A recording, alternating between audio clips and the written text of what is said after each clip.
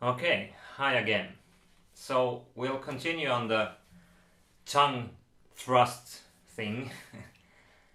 uh, One thing I forgot to mention is that one reason you might have this, as I did, is because you are born with a so-called tongue tie, or ankyloglossia as its official name. That's You have this extra tendons on the underside of your tongue that are keeping it tied to the floor, you know.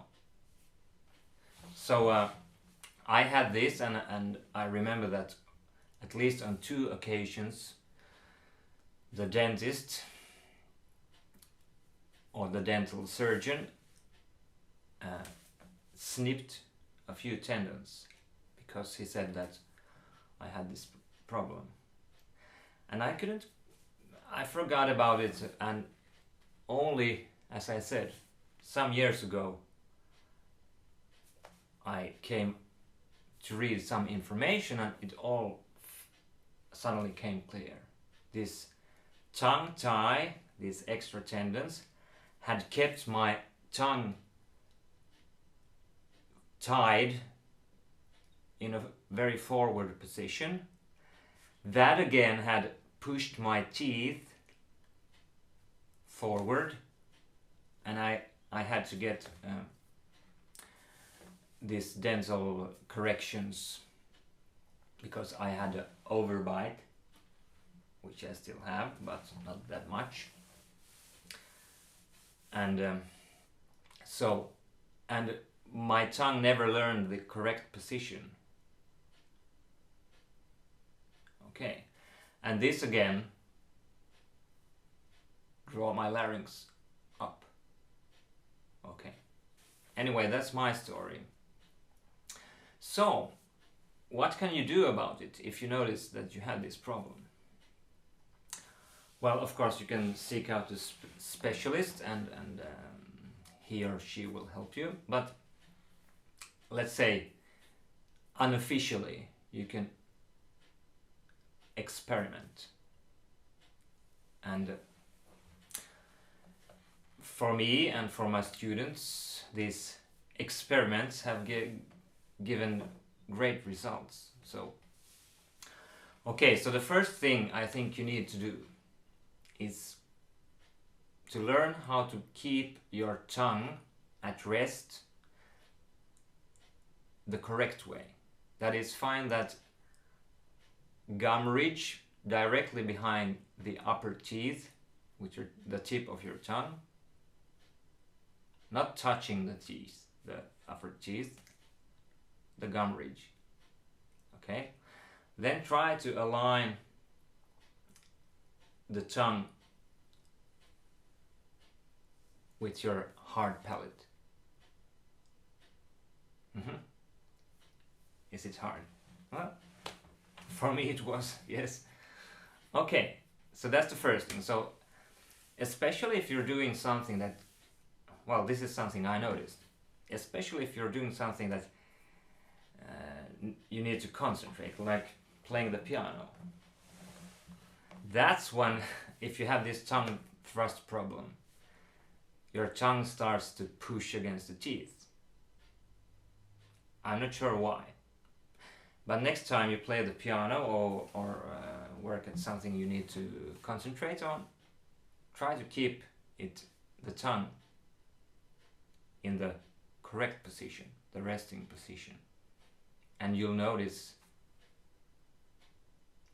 gradually, perhaps, but you notice a big difference. Now,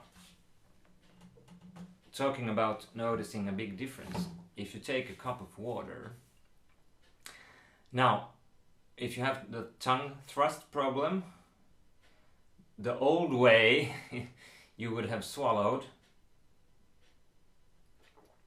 would have been to keep the tongue quite low, and when you swallow, it would have pushed more or less against your front teeth. Now, try this. You seek that spot with the tip of your tongue, and when you swallow the water, you try to keep it there, and you can also try to align it against the hard palate.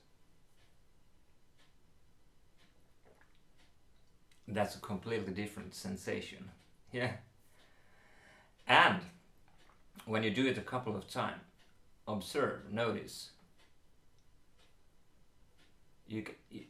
At least I can feel it. Your larynx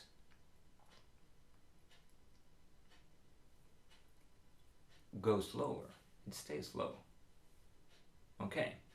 So that's one of the things you can do. And you can also try to do these clicking noises like this. That is, you seek again the sweet spot with the tip of your tongue, you know, yeah. Align it against your hard palate and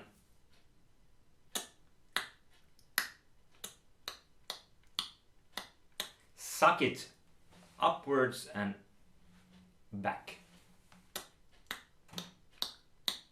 So it's not downwards like the tip is going down. No, your tongue is like this, the sweet spot, and you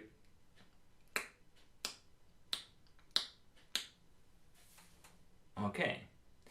And that, when you do that clicking every day, it will strengthen just that muscle that you need to strengthen. The muscle that draws the tongue up and backwards. Yeah. So, because that muscle is probably very weak because you've always had the tongue thrusting forwards. Okay, we'll get back. Thanks.